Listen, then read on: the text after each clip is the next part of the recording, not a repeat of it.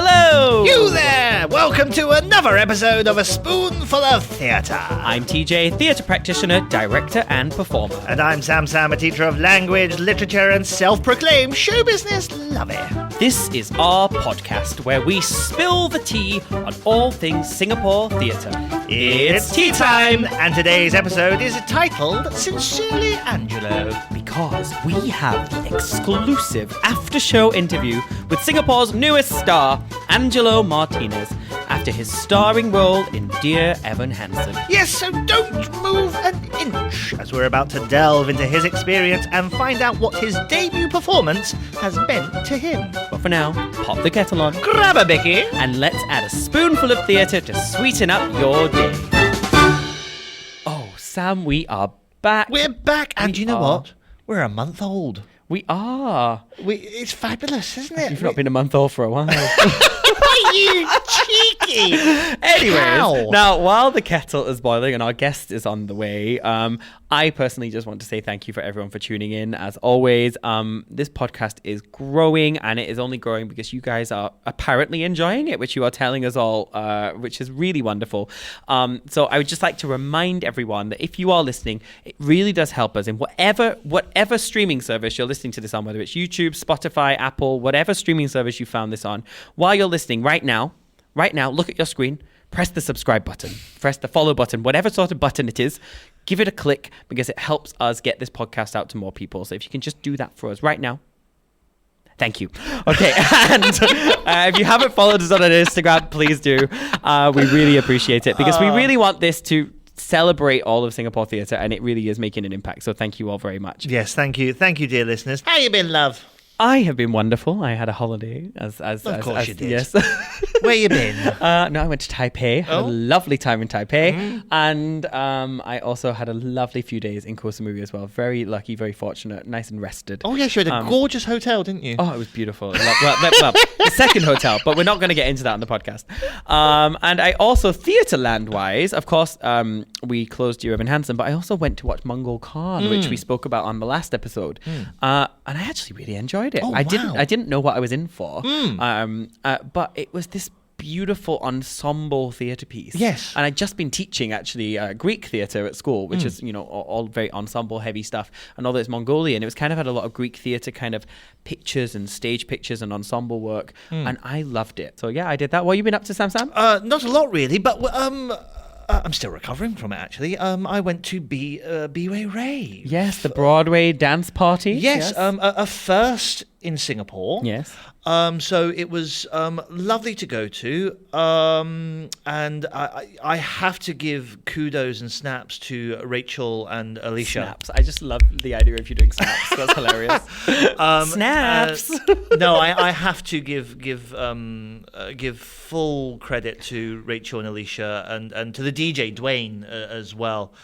I mean, I'll be honest, it was a little bit more rave than Broadway, if I'm honest, but there was some, I was very grateful that Somewhere Over the Rainbow came on. You were in your element, and I think when we had the Broadway tunes, I think the entire room erupted, and yes. I think I wish them all the best, and I hope it comes back because I had a great time. I really do, because I tell you why, because it was another space for the theatre kid, and I really looked forward to another one in the new year. I really Absolutely. do. Well done, the team behind Broadway Rave. Go follow them on IG and go support that because we loved it.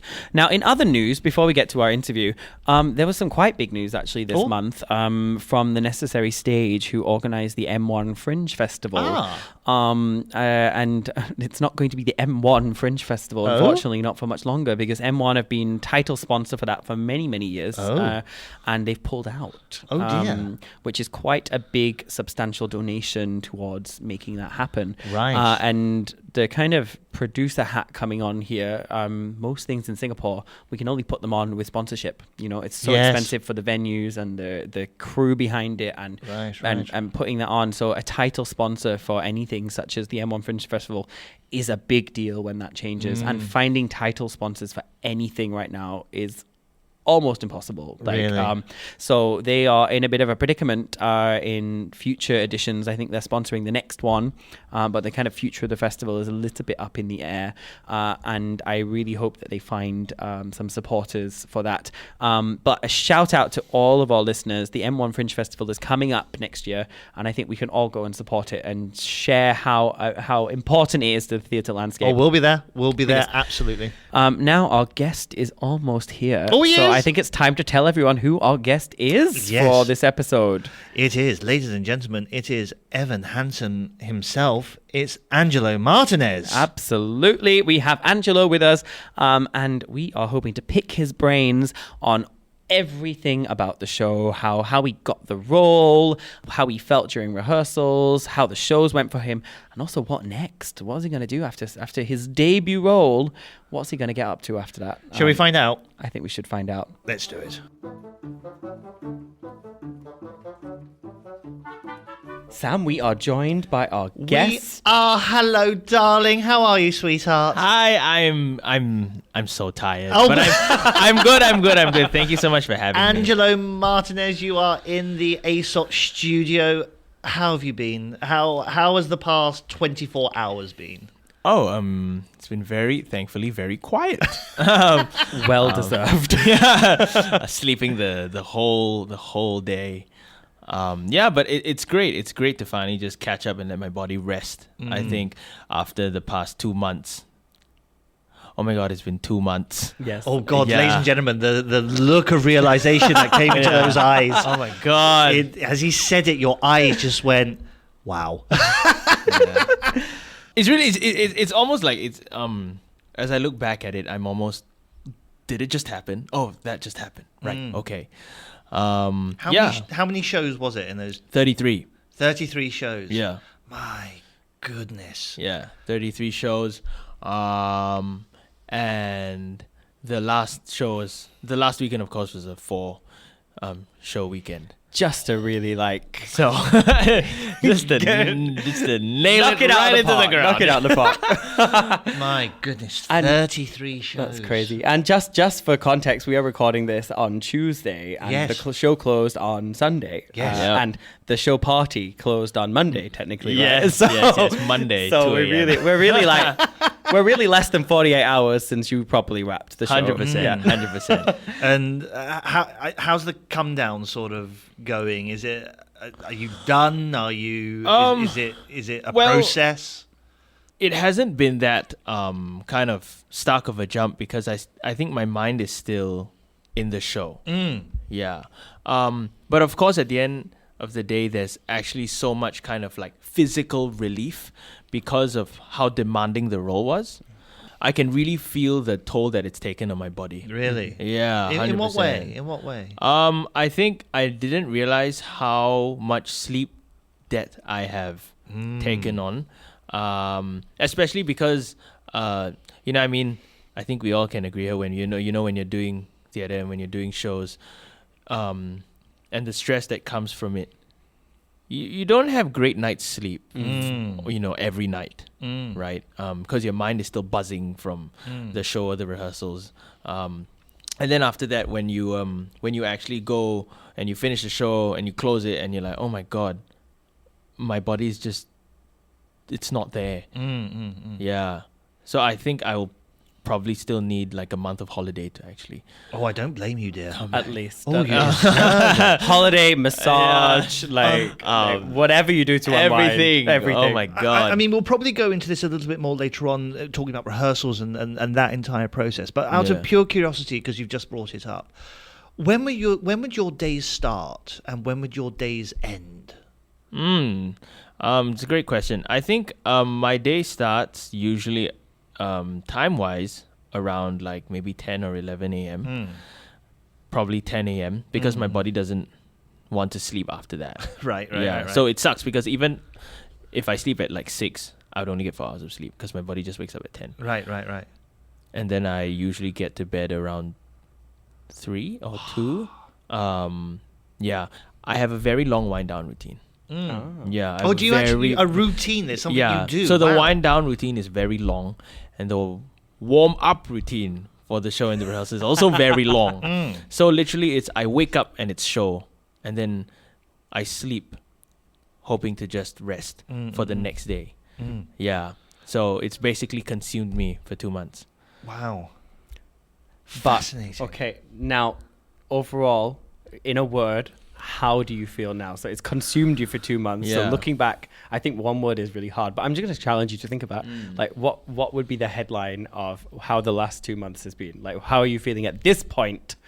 Right now, I think the word is definitely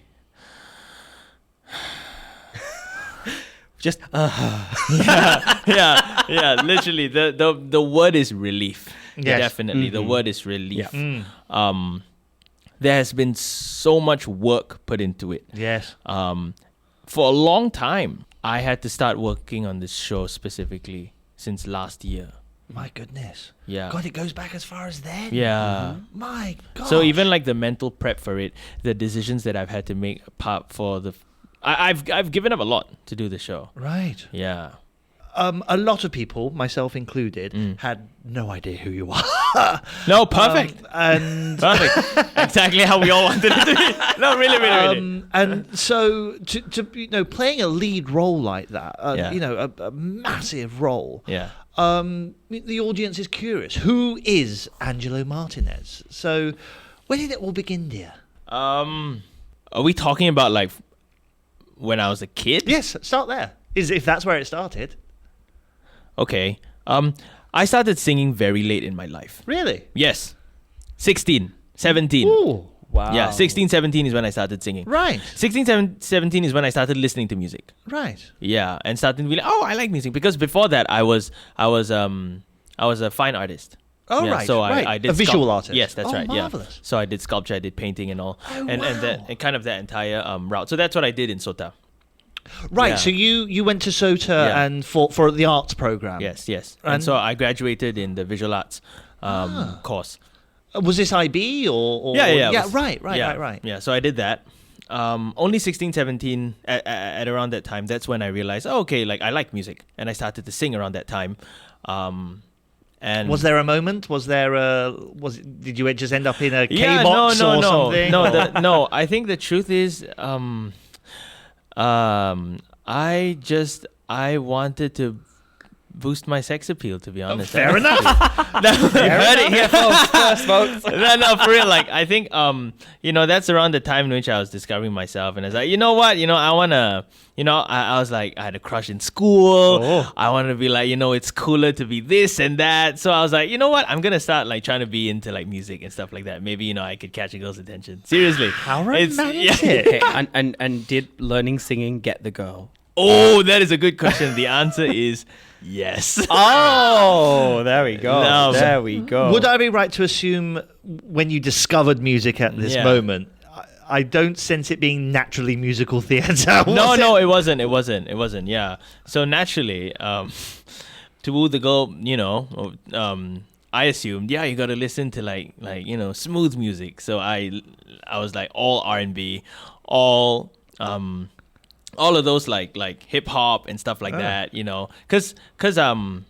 growing up, I also kind of was around family members that listened to that, and so it was really just lying in CDs around the house, Boys to Men, and all that, and I was like, okay, and then that was my first deep dive into music. I loved it, and then my introduction to musical theatre was also very late. How When- late? Like, the audition? oh, no, just before. You're joking. No. Well, the lore is that even when I stepped into the audition room, I told Tracy and Adrian, "Dear Evan Hansen is the only musical that I know." Oh. At the time, yes. So I came in being like, okay, I haven't done this before, and I don't know that much, but I love these songs, and that's why I turned up. Hi, my name is Angelo Martinez. I'm gonna be singing these songs in front of you all.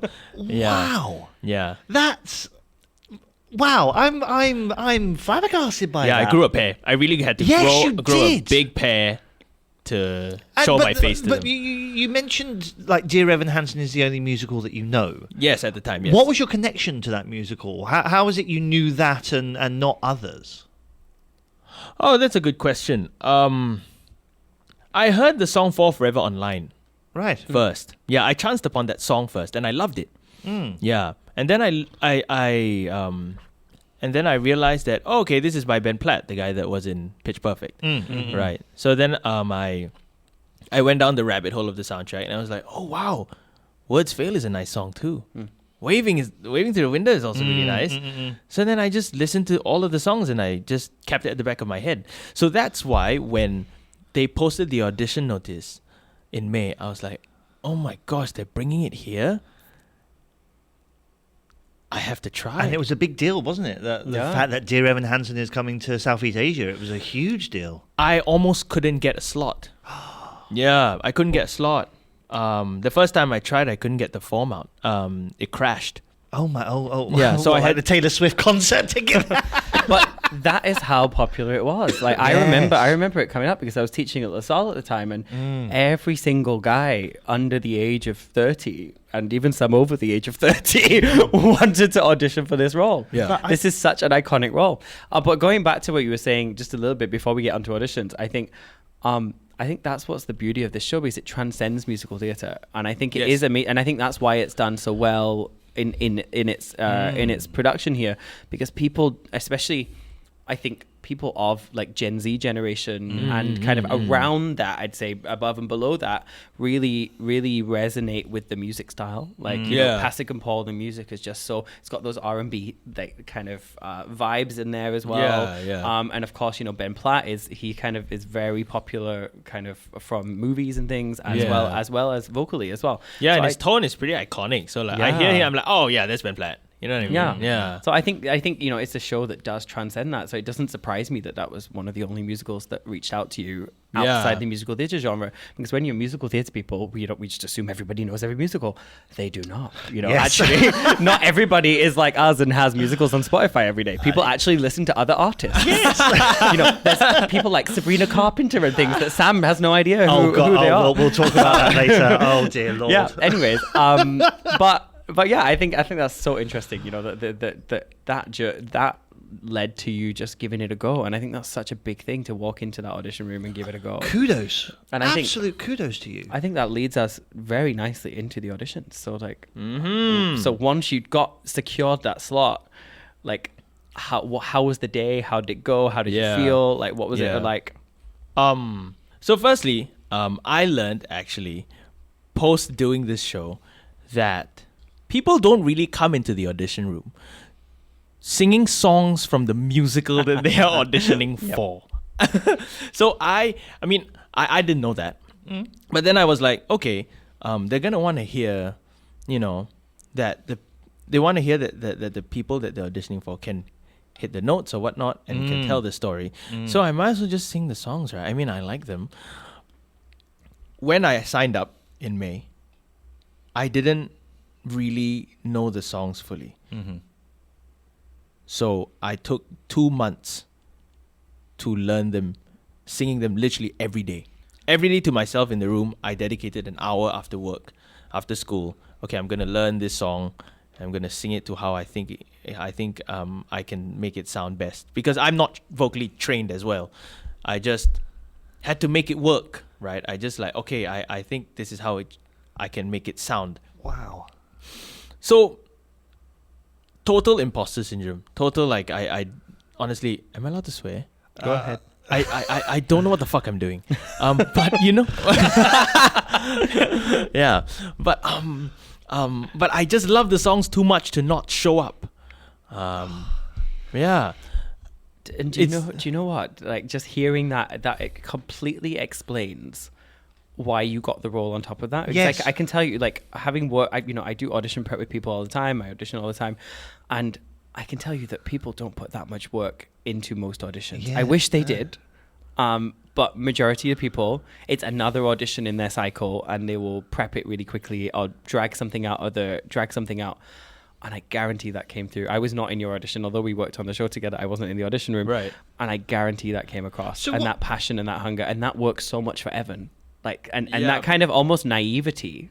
Like, Yeah. Character-wise. Is right? exactly He just what wants to Evan make- is, right? You know, so I think that I'm sure that all their eyes just kind of lit up when they saw this hungry kid that boy. they've never heard or seen before come in. And to add to that, I couldn't make the first 2 days of okay. So the auditions process was so big, right, that they had 3 full days worth of auditions. So they saw like hundreds, I think over 150 people. Wow. And I couldn't make the first 2 slots, right? On the first 2 days. So come back from the Philippines on the last day. I realized I can only make the last slot. So it's either the last slot I don't take it. So I remember my number was 110. And then I came into the room and I was like, okay, I'm the last person, thinking they've seen hundreds of people already. They're probably so tired, you know, they're probably not going to give this guy who doesn't know what he's doing, who just shows up at the end at that time of day. Total imposter syndrome. If you think about it, all the odds were against me. Yeah, that's literally what was going in my head. Yeah. But you know what? I think this is a lesson for everyone that's listening. And it was really interesting. We put a post up on Instagram before you came asking questions. Oh. And the auditions were pretty much most of what people wanted to know. Because so many times we hear it in Singapore that people say, oh, the same people get cast over and over again. It's always the same people. And to be fair, from a producer hat, putting my old producer hat on, there is a reason for that, because they're people you trust and you know, and you know that they're going to deliver. In Singapore, it's so expensive to put on theatre that you can't necessarily always take a risk. What I will give Pandemonium their credit for this is that open call was an open call. They were looking for anyone. It really was anyone. And to give a complete newbie the central role of the biggest musical in town for the year is a huge leap of faith.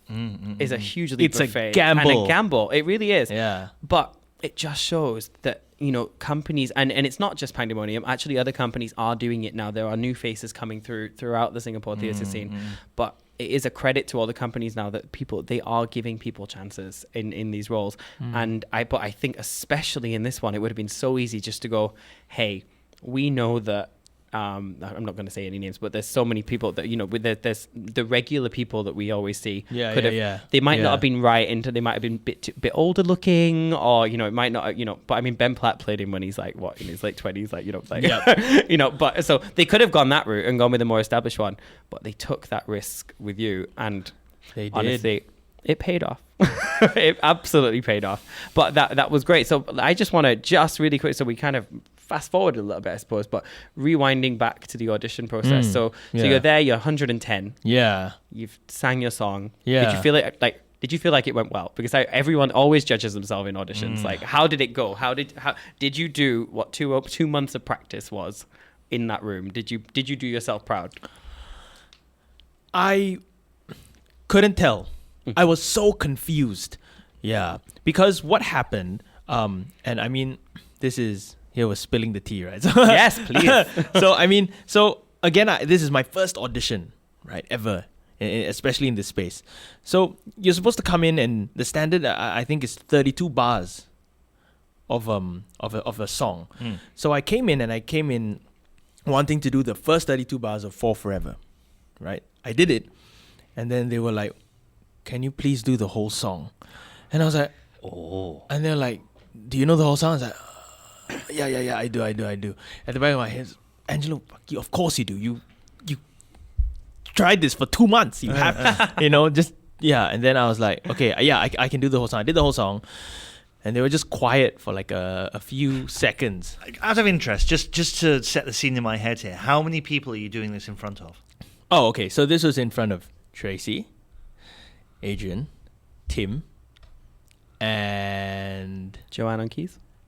Joanne, yes, and Joanne, who was playing keys. And was this in a theatre? Was this in a studio space? This was in the Pandemonium rehearsal studio. Right. Okay. Yeah. So I've got the image in my head now. Okay. Yep. So I put my stuff down, and then I sang the full song in front of them. I finish it, and they don't say anything. They just look at me. And then I look back at them, and I'm like, now what? They like look at each other, and they're like, do you have another song? And I was like, I do. It's Waving Through a Window. And then they looked at me, and they're like, yeah. And then they said, can you do the whole song of that too? And then I was like, yeah, okay. And I did it. Oh, but these are all good signs. Like, was your heart a flutter? Like, yeah, I was telling them. I think literally it was caught on. I mean, I'm sure they film all the auditions, but I was telling this straight to the camera. I couldn't feel my hands, and the next time I had this exact same feeling was during rehearsals of the show when we ran through Act 1 for the very first time. Yeah, it was that exact same feeling when I couldn't feel my hands, having done all the big numbers back to back.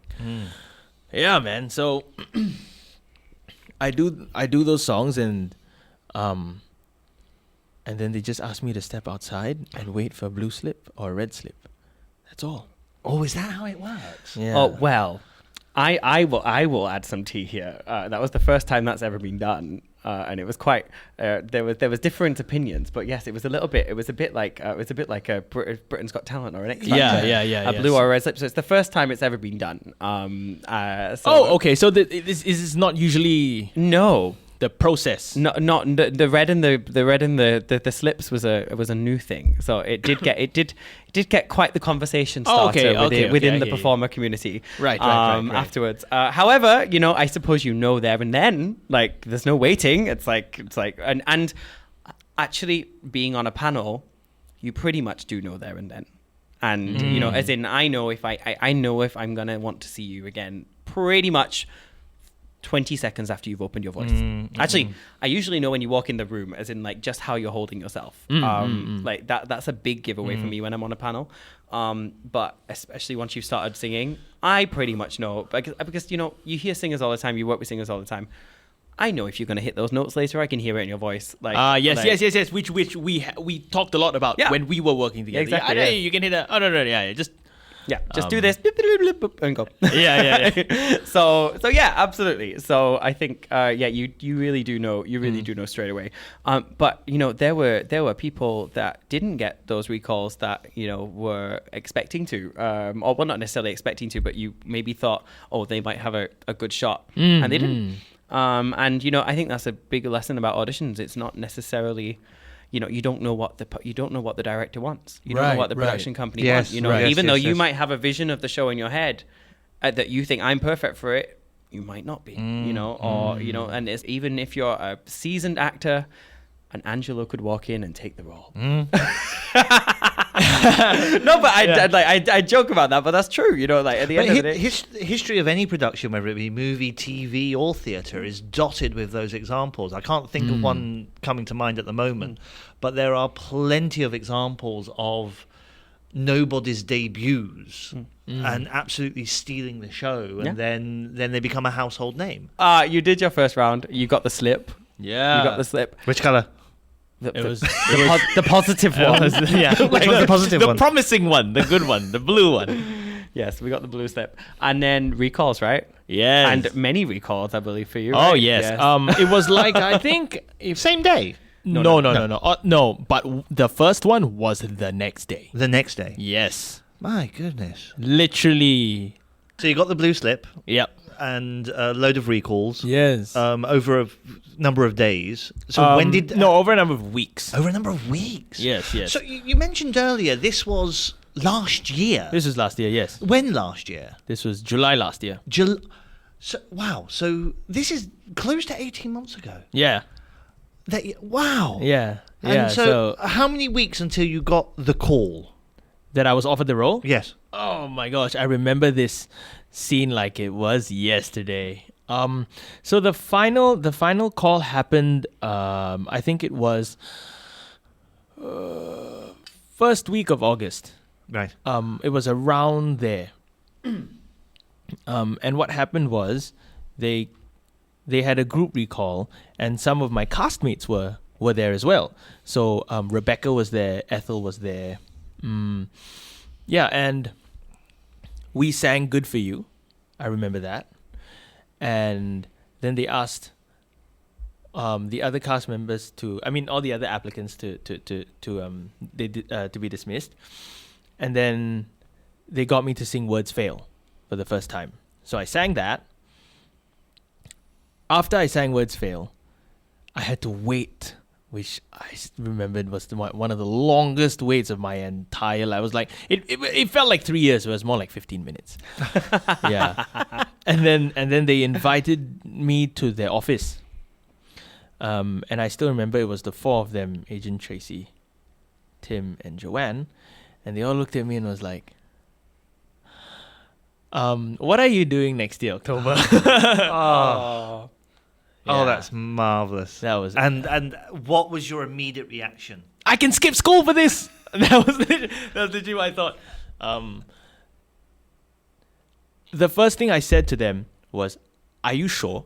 Oh, oh, yeah, so much yeah. modest. No, really. The first thing I said was, "Are you sure?" Because this was the same kind of conversation that I had after after singing For Forever in front of them was for the first time. They looked at me and was like, "Have you done theatre before?" And I was like, no, never. But I watch movies. And then they're like, "Okay, so no acting experience, no, have you taken a course?" And I was like, "No, but I have friends who do theatre." So by proxy, my neighbor does theatre. So I get, yeah. So I said the same thing. I mentioned to you in the rehearsal. I mean, in the audition room, I've never done this before, and they're like, yeah, we know. But if you want to take this seriously, we would like to offer you the role. Oh my god. For Evan. And then I was like, oh. Then the next thing I said after that was, the imposter syndrome is really, really, really kicking in, guys. And that same feeling, I think, still kind of sticks with me today. Yeah, it hasn't really left. Yeah. I've just learned how to take it in my stride when I put in the work and show my face in front of 600 people a night. Yeah. Or, 30 in the rehearsal room, because that's also super daunting at the beginning of the process. Yeah. But I think that leads us nicely. So we've you get the role, you take it all in and you say yes. Then obviously there's a big gap. You've got the year, and as you said, there was preparation. Yeah. You were preparing through the whole year, and I know you've had like sessions and things before that. Let's fast forward to rehearsals. So let's summarize the rehearsals. So how were rehearsals for you? What were the surprises? What were the because I was there for most of it, so I saw it. But like, how was it for you? How was that process? The hardest thing I've ever done in my life. How so? I was pushed to my limits, I think, in every facet of myself. Yeah, because Tracy said it very kind of succinctly. She said, "You're basically doing what an actor goes through in 3 years of drama school and like shows and trying things out in 5 weeks. So you're gonna have to just suck it up and follow through and commit to the journey." So that was the one thing I could lean on, was that no matter what, right? If I had a terrible day in rehearsals today, I trust that when I come back to the room tomorrow, I'm gonna give it my all again, and I'm gonna carry that same spirit I had when I tried to audition, and that is to just make it work. Yeah. The only difference is, I am surrounded by a bunch of experienced, talented people that can support, and show love, and that was probably the only thing that was allowing me to survive the past 5 weeks. Yeah. Me and TJ have been in a number of jobs and things like that, and the people do make it. The people that you with, they can make or break a job. And I would say that for any job. I mean, I don't, other than my cruise ships days. We're finally on the cruise ships. I don't come from a performing background, but it was on the cruise ship. Just Angelo's looking very confused why you just blew a horn. Yeah. Yes, that's the cruise ship bell. Yes. Okay. Before I came to Singapore, I worked on cruise ships. Okay. And I think for any job, it's the people that you work with that can make or break it. So that's wonderful, and you could see it on stage. You could really see it on stage how well you all gel together. It was honestly in rehearsals. It was beautiful. It's such a beautiful cast, and the process was delicious. It was lovely. Like I think not every show like is as beautiful as that. Like it really everyone. It really came together. Yeah, and I think that even in the tough moments, it was really nice that that they weren't ignored. There was so much love and tenderness to kind of embrace how hard and difficult it was to tell the story. But then there were certain, moments whereby we could laugh about it, and keep things light. And that's why I think I really owe it to some of the cast members to really just make it a lot more bearable. Because Dear Evan Hansen is so heavy. Yep. And it never gets easier to tell. Even if you're familiar with the show already, it's still as hard to do. Or hard to watch. About that, because with the questions we had on Instagram today, a couple asked this with the rehearsal period and playing him, and obviously the preparation as well. As you say, it was the first musical you knew. As you went deeper into Evan, was there a favourite part of Evan? Yeah, actually, I think it's the first thing is I really like Evan's humour. I think he's hilarious. Yes. Yeah. Yes. I think it's so understated. Usually everyone goes, "Oh no, Jared's, the comic relief. He's the one I'll go to for a good laugh." But Evan's humour is actually very sharp. Yes. Yeah. And the reasons as to why so many of the scenes give you a good laugh is because Evan is there to help you kind of like, make you smile. And just like he's so witty, and that wittiness also translates to when he's fighting with people, and things get super heavy, and he's actually just so aware of his surroundings, of his feelings, and he's just such a sayang boy lah, sayang boy 17-year-old, and I just And I think the other thing about Evan that I really like is that it's so ironic to say this, but it's his honesty. So, you know what I mean? Yeah. The whole show is about him lying.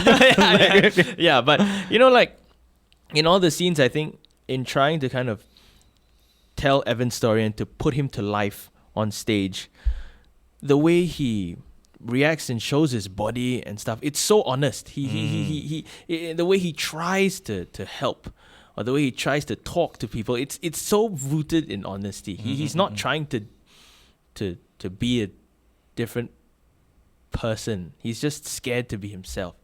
And Yes. yeah, and it's so honestly real. And I think that's why a lot of Gen Zs and generations above and below identify with that.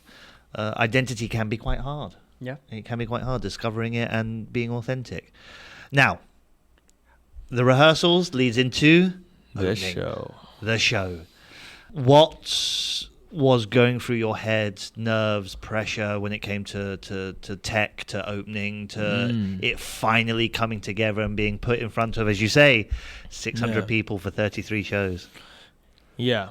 I think the first thing that I had to lean on was that I had to trust the rehearsal period. I had to trust the work that we put in, and the decisions that we've all made to make the show and the experience of the show what it was.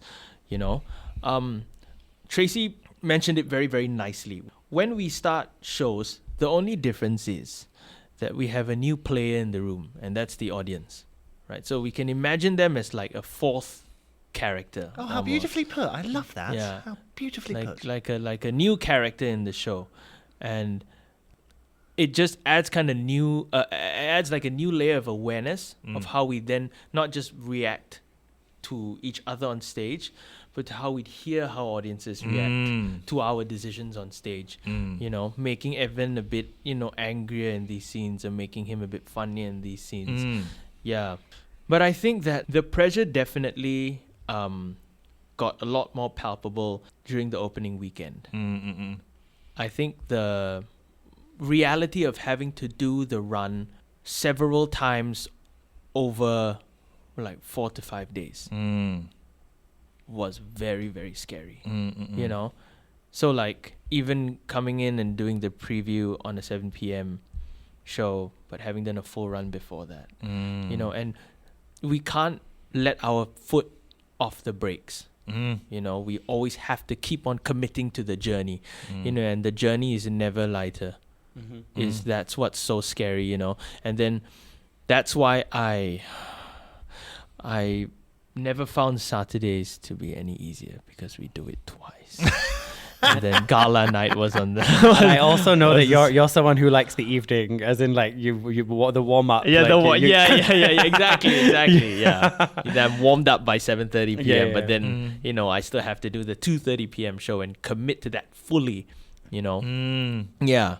And you did. So, I watched a few matinees. You nailed it still, so don't worry. Like, but I think that is a real interesting point though, that actually opening weekend is way heavier than you even think it is, because I mean, you know, you have the pressure of, you know, first audience, that new member of the cast that suddenly enters that you don't know. You genuinely don't know, because anyone that watches it changes. Yeah, anyone that watches it before is getting paid to be there. Yes. You know, so any reactions, you know, people are laughing and they understand the script and they probably read it 50 times before they come to the room. So you don't actually have a live audience's reaction to your version of the show until they come on that preview night. So, you know, it's daunting for everyone, you know, and that first night, I'm sure it was a surprise. You're like, oh, you're laughing here. Like, excuse me, I was in a moment. Like, excuse me. And you're having to slow it down and speed it up. And that's a skill, you know, it's a skill that you kind of have to learn on the job, on the fly. And so that's like a whole new thing on top of all those other things you had on that opening weekend. You have this whole other skill of like, I need to slow this down. I need to give you space to laugh and cry with me and, you know, breathe with you. And I'm sure that got easier over time as you went over. Definitely. I think it's two things. One is I definitely got a lot more comfortable with the character and the journey he goes through. And secondly, it's getting more comfortable with the stage. I was telling this to Tracy the other day. After doing like a number of shows, I can finally feel my feet on the ground, especially doing like the big numbers. I can feel myself walk, you know, and cross the stage and feeling my body moving, and it really gives me a surge of confidence to just grab the song by the balls, because they are very difficult songs. If you don't mind me just doing going off on a tangent, because you mentioned it a couple of times, you seem somebody that's very connected to their body. Like you mentioned about not being able to feel your hands, and then just then not feeling the ground you're walking on. Is that something about you? You must feel the connection through your body. Actually, and these are my response to this is actually in 2 points. The first thing is that I have health anxiety. So I am very, very aware of how my body feels. So any kind of slight sensation or difference, I will definitely take notice. And the second thing is, which leads into very nicely to it, when I was working with TJ on doing the songs, it was very natural for me to kind of pick up the idea of having to use more of your body to nail the songs. I think that's kind of the difference in which, you know, you kind of understand it from a technical viewpoint and not just kind of making it work, because when I make it work, I just always use my throat, or like I use my, you know, I pick up pieces of my body and I just try to make the sound, right? But then kind of like working with TJ, I was like, oh, okay, you can actually use your body to make things easier for yourself. Oh, you've trained him well, dear. You've trained him well. No, but I actually, you know, I do just want to say that, like, I said this to you as well, but I will say it publicly. You are a sponge. You absorb every note, and not only absorb, but you understand, you take on, and you apply. And I was genuinely, I watched it on the last weekend. I was crying, not only because of the show. I was just like a proud. Oh, I love you. I was going to say a proud dad, but I'm definitely not. Like, proud big brother. Okay. Proud big brother, because genuinely, like, the process you've gone on to put that up, I know how much you've put in this in. And seen it, and I feel it, and the audience feel it. And you should be so proud of what you've done, genuinely. Appreciate it, really. Like, could you hear the audience crying? Oh, now that's another question. Yes, I can. Yes, I can. But it depends on how hard I'm crying. Yeah. So, there are specific points in the show that I can start to feel and sense them crying. And it's definitely towards the tail end, of course. Yes. Of the Yes, show. yes. But there are times in which I'm surprised when I hear from, the directors in the house. I hear from other people in the audience, whereby they tell me that there are criers as early as before You Will Be Found. Yeah, and those I can't hear. Those if any sniffles in the house during those times, I really cannot hear it. There's a sniffler behind us. God, he wouldn't stop. It was so funny to me that first show. I remember again, because as creative you're sat there and you don't know what everyone's going to react like. You don't. But you did Words Fail. And there was tears. When was this? This was preview. I remember this very vividly on preview. There was some sniffles after Words Fail for sure. And then we went in. It's kind of that double whammy in the show, right? You get Words Fail and then it goes into So Big, So Small. Yeah. And oh my gosh, in that moment when the tree is coming up and then the lights are coming up on the audience because it's so bright. Yeah. All you get is, and then you get grown men like pretending, and then suddenly this light is coming on them from the projector, and they're all trying to pretend like they're not crying, but everybody is like sniffling around, and it was just a sea of sniffles because also the band is quite quiet at that point as well, so you just hear these sniffles everywhere. Yes, that's right. The band and then the quiet, lights coming up on you, and it's just like, yes, you're all crying now. It's like the big reveal. Yeah. So we're now the show is closed, and we've gone through all of that. Are you proud of your journey? How are you feeling now? Yeah, 100%. Oh, you should be. Like I said, I gave up a lot for this show. Even in like the most like basic technical ways. Like I gave up alcohol for this show. I changed my diet completely for this show. And this was like a year and a half of commitment. So I told you all that day at the closing party.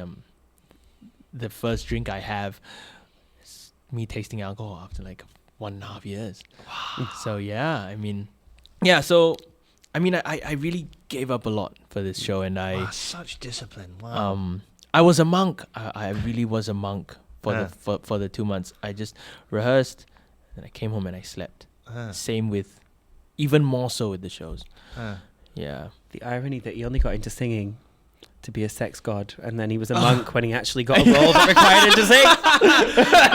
There was an irony. That's a good one. Well, you're back now, my friend. I do wonder because a lot of performers are thinking of the next job. They're thinking of the next paycheck. Has that happened to you, or are you still you're thinking, no, I want to deflate at the moment. I want to just chill, and then I'll think about what next. That's a great question. The one thing that I put on hold for this is making my own music. So that's the next thing I'm hungry to do again. Yeah, it's too. So I have a bunch of demos that I put on pause. And I'm gonna be going to make that. That's gonna be my project for the next few months. What genre? And then R&B. Oh, it's R&B. Same right. thing. Yeah. So I'm. But I hope this is not the last we've heard of Angelo Martinez, the actor, on the stage. Yes. Yeah. We'll see. Oh. We'll see. I mean, I've thought about it. Playing Evan is very difficult. So, I'd love to do a comedy. I love to do something that's super light and doing something funny. But the world's your oyster, dear, with dear Evan Hansen on your CV. Oh, well, we'll see. Fabulous. I love it. Like, we really have our Singaporean Ben Platt. Ben Platt did an album straight after Dear Evan Hansen. Did he? Yeah. Did he do that?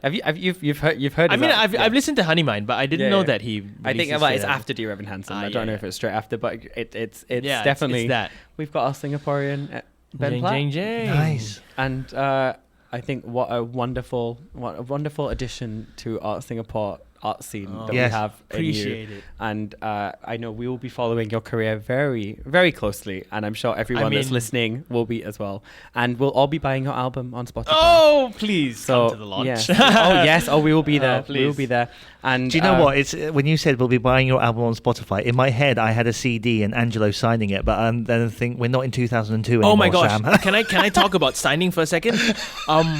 In previews, there were a lot of super fans of the show that came, and I felt like I mentioned that the imposter syndrome kind of like carried me from the start all the way to now, because it's so weird coming down from the stage door and people like, can you sign my? I'm like, why? Like, why?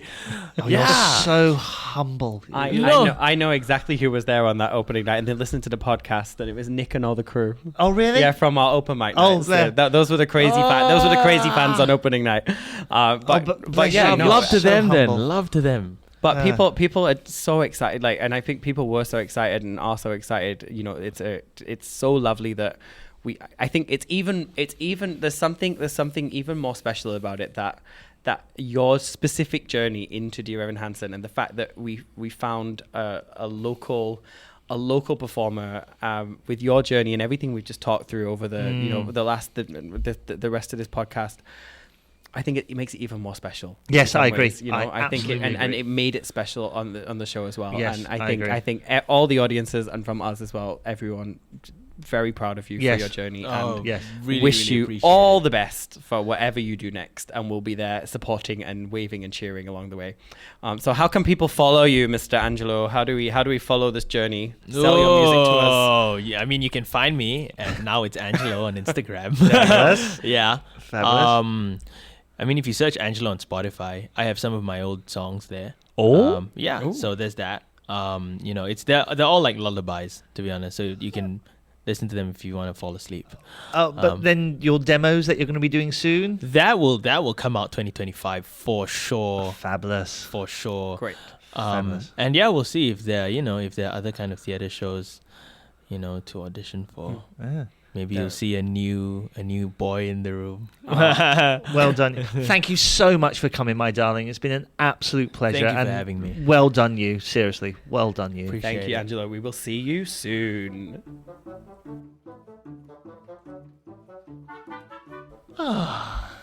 I loved that. You know what? I was not expecting that story. I really wasn't. I was expecting, oh yes, I was at LaSalle for 3 years, and he said it himself. He has balls of titanium, and such dedication, and it paid off. Absolutely. So well done to Angelo. And wonderful. I think I mean this in a very loving way. It's such a great example of an underdog story. Yes, I think really it's that. is. It's that. Really, truly, like Star Search, like found him from pretty much nowhere. Yes. To then go ahead and do what he did is just incredible, and such a nice person as well. Yes. Like such a lovely boy, and so dedicated. Yes. And I mean, if you could sum up, and I hope this is a fair thing to say.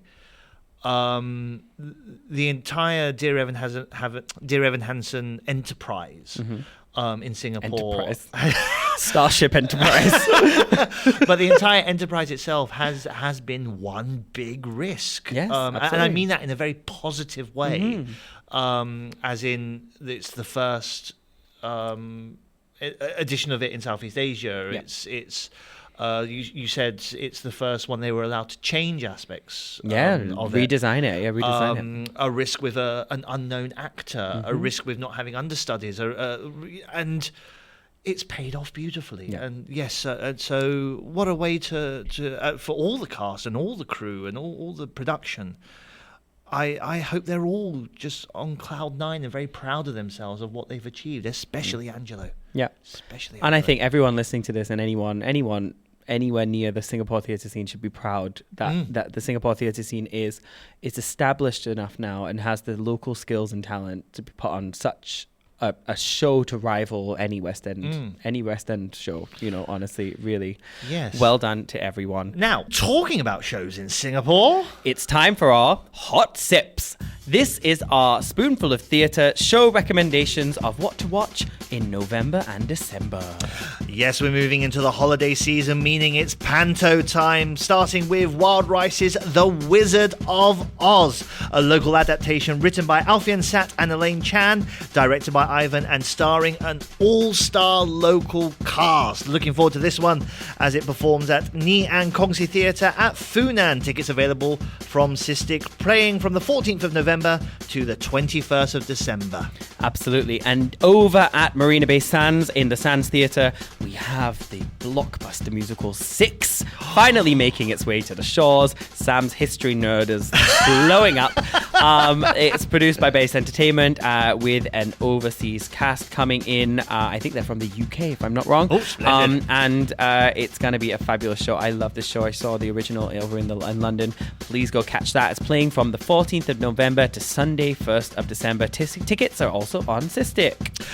Sticking in the right time period, a bit of William Shakespeare's coming to town. Hubble, bubble, toil and trouble indeed. Yes, I'm talking about ABA Production and Action to the Word UK's edition of Macbeth, as the award-winning ensemble use their unique flair of physical storytelling. They promise to give a striking retelling of the famous Scottish play. Yes, playing at the Victoria Theatre from the 21st of November to the 24th of November. Tickets available on Sistik. Coming back to some local theatre, we have Dream Academy with the Dim Sum Dollies. Ooh. The classic Dim Sum Dollies. They are back with a brand new show called The History of Singapore. 60 sexy years. Oh, my word. Ooh, we love that. So the Dim Sum Dollies will be joined on stage by a massive cast of dancers and singers. Also, Hosan Leong is in there.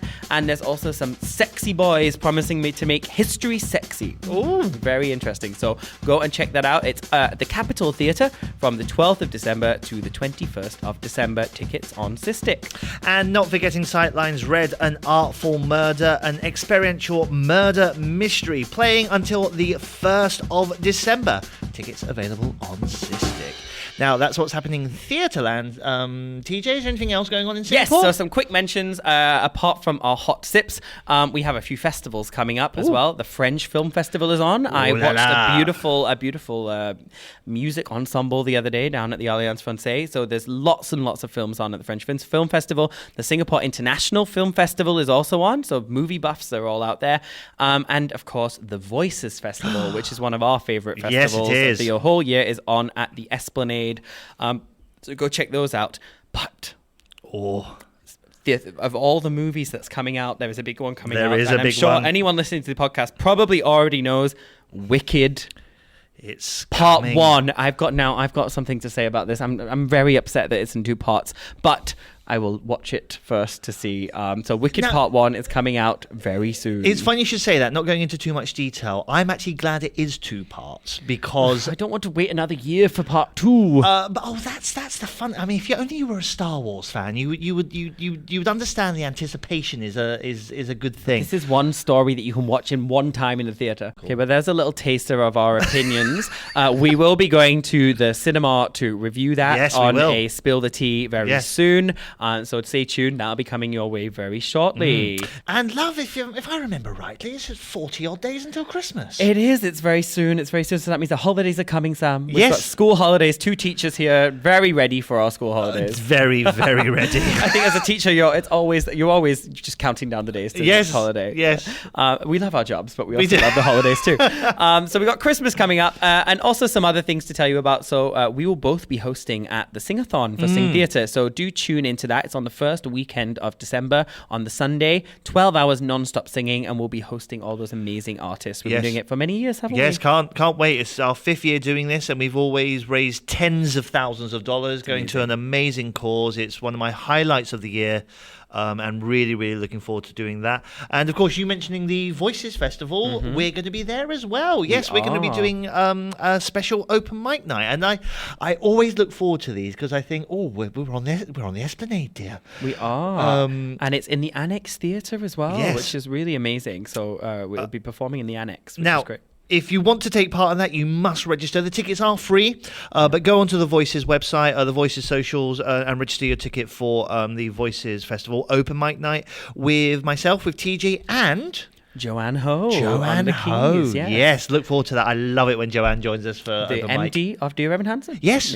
Absolutely. But anyway, love, my tea's gone cold.